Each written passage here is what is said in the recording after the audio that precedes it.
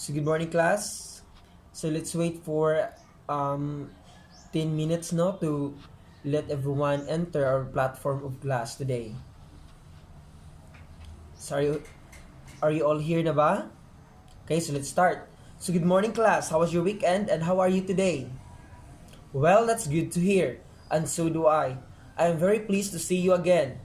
But before we start our lesson proper, please notify your parents or anyone in the house that will be starting our class so that we can prevent interventions while doing the class. Also make sure that you have a strong, stable internet connection so that we can prevent future intervention. Are you done? Okay, please settle down so we can have our prayer. Antoke, please lead a prayer. In the name of the Father, the Son, and the Holy Spirit. Amen. Okay, thank you, class. So please say present when your name is called. Montero, Bungalon, Dalogdog, Bersabal. Very good. I'm impressed that all of us are here today.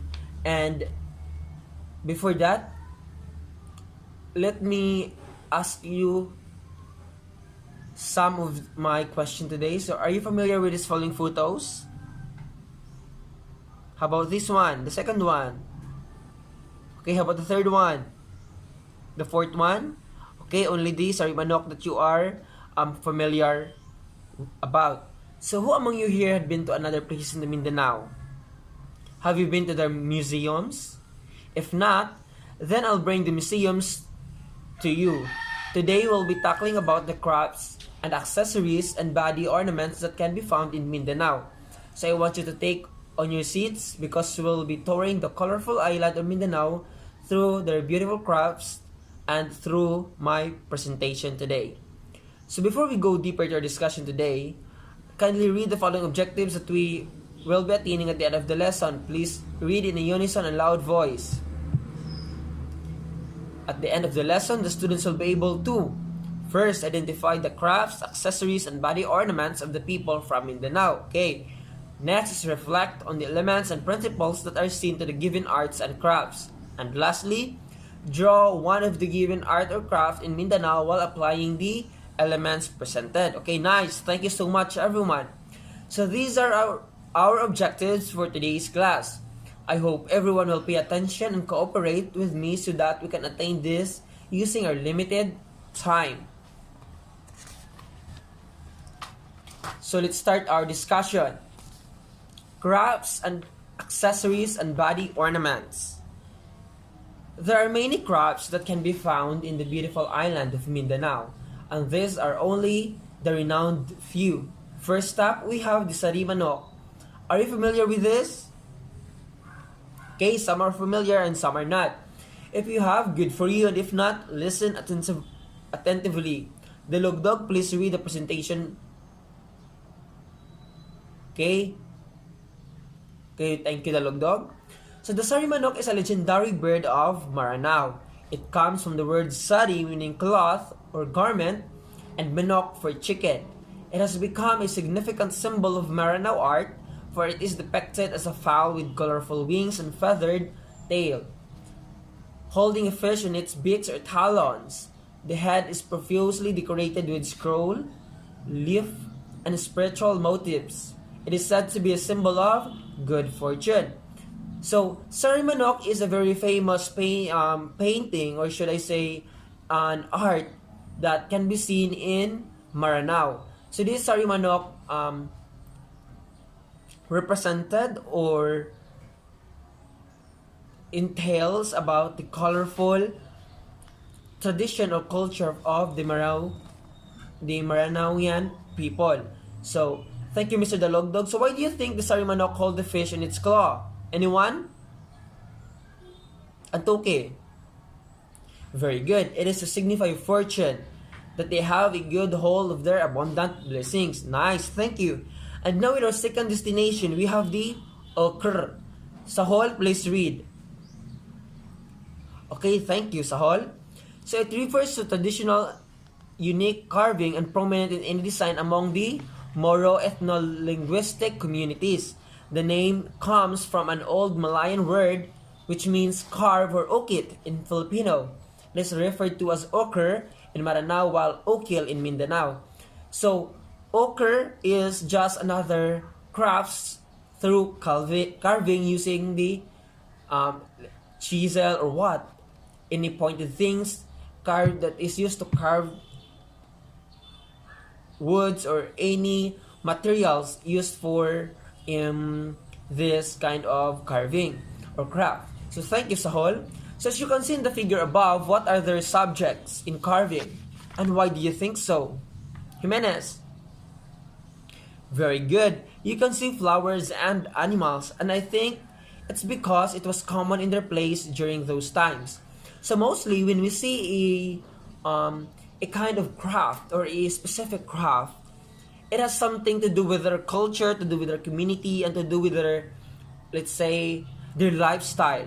So when someone is doing an art, mostly they reflect their art to what they can see, to what they can be seen, what they felt, and what they noticed in their surroundings.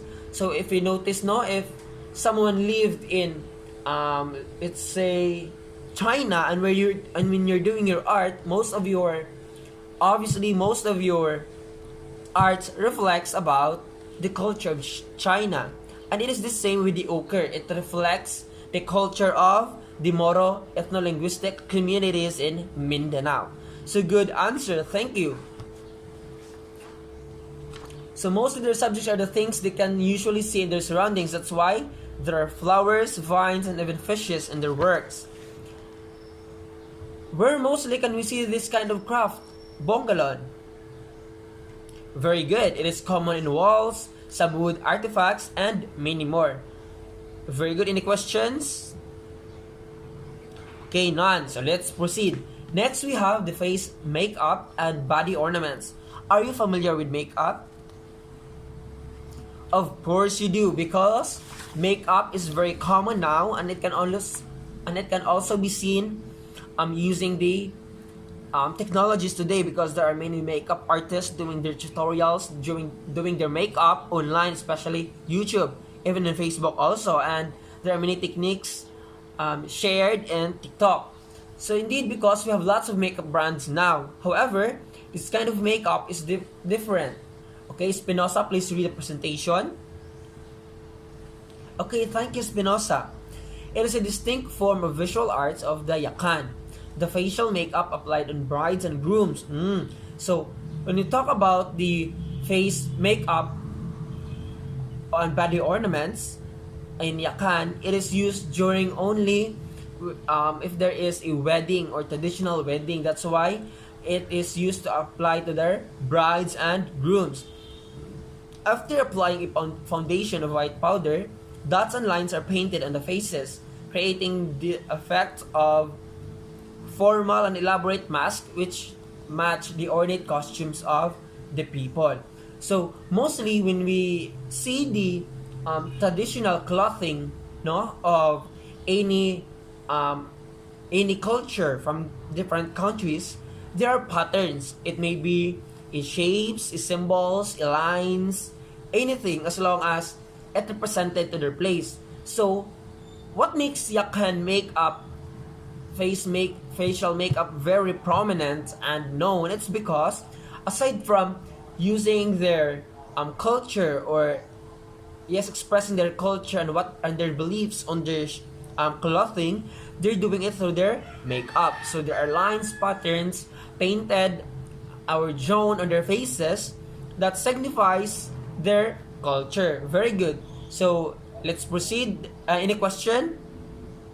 Okay, none so far. Thank you, Espinosa, ha? So let's proceed. Next is the Tiboli accessories. Do you know any accessories? Then can you give me examples? Okay, bracelet, necklace, and earrings are just examples, or few of the examples of accessories. So accessories are what we use to wear on our body. We put on our body. So, but the accessories I will be introducing to you are quite different. These are the following. First is the hilot. So hilot is a heavy brass belt worn by women during festivals. So when we talk about hilot, it is used as belt. So mostly, it is the women that wear this kind of dressing or accessory. So the Tiboli nobility wear it with the bracelets and anklets. So bracelets, kamot. But when you say anklets, in your ankle, that is an anklet. Furnished with ball bearings that make a sound as a wearer walks. The belts that are hung from the distinctive brass or beaded belts signal the approach of a woman. So no, it is very cool because when we talk about hilot, one thing that we put in our mind no is it is a belt, but not just a belt because there is a bell beaded on its surroundings. So the moment the woman moves, it makes a sound. So that's why it is a signification that when there is a sound of bells, there is an approach of a woman. Diba? Very unique. Then next we have the sotal mimotis. So sotal mimotis is a wooden comb with colored glass beads hanging from it worn toward the back of the head.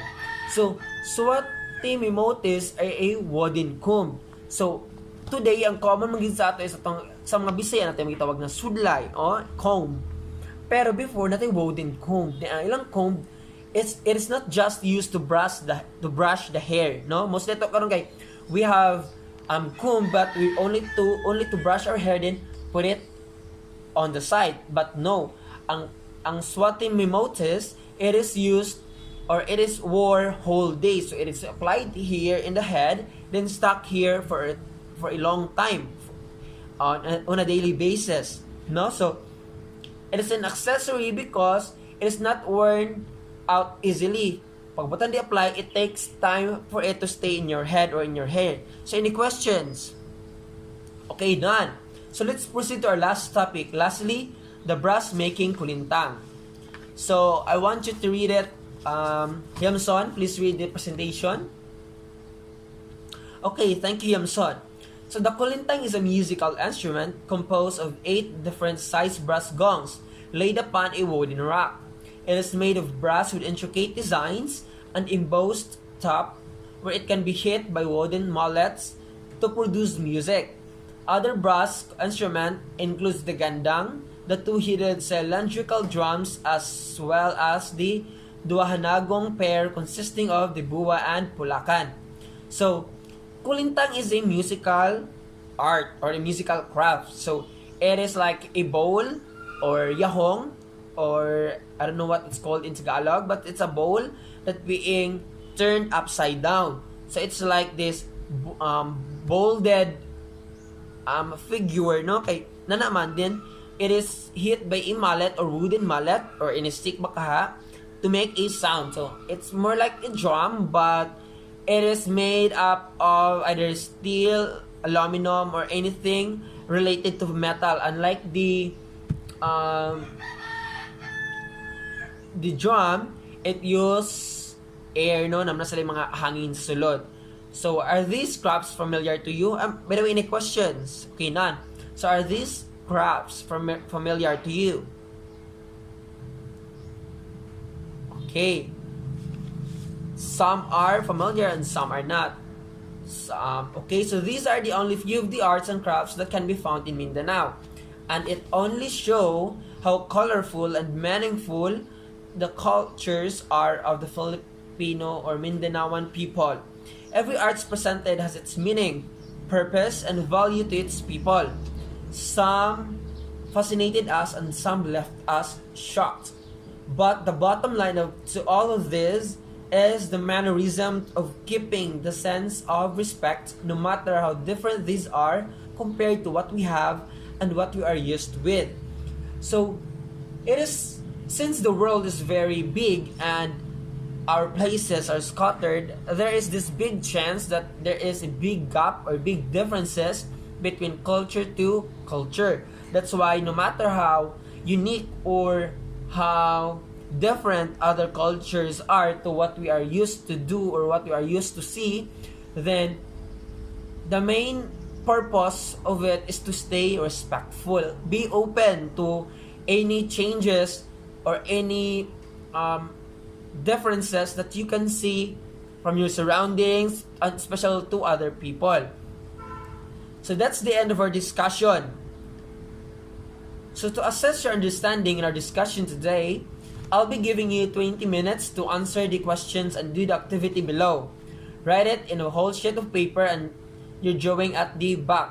So I want you to pick have a sheet of paper.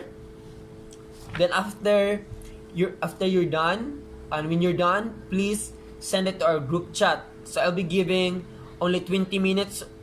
No, so please read the presentation na lang dahil for application and evaluation.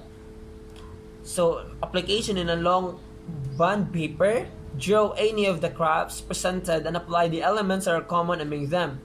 Make it colorful and pleasant in the eyes. So you have to draw. Then for the evaluation, give at least one craft you can find in your place and explain its significance to your culture. Do you think there is a need to preserve this craft? Why? So 5 points each. And for the drawing, it is a 20 points activity. So time is up. Pass your paper in our group chat. Make sure that you have your name on it so I won't be confused with your output. Then now, in this part, let's check our objectives if we were able to attain it. First objective, everyone please read. Identify the crafts, accessories, and body ornament of the people from Mindanao. Did you attain it?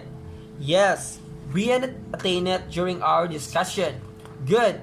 Now we're at our second discussion. Objectives. Reflect on the elements and principles that are seen to the given arts and crafts. Did we? Yes, sir. We attained it in our evaluation. Now, how about our last objective?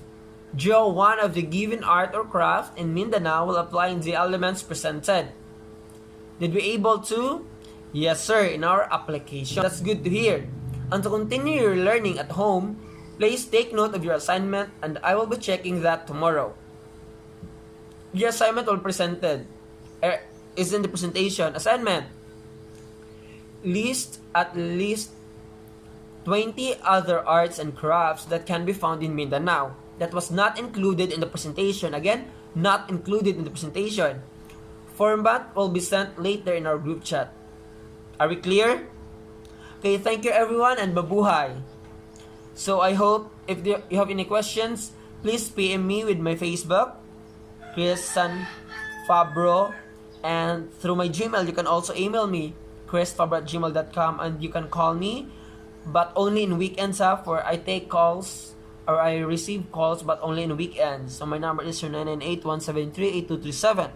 That's all for today. I'm Chris Fabro, your MAPI teacher for the arts in grade 7 for our week 1 and second quarter discussion. Sige, thank you. Bye-bye everyone. Stay safe.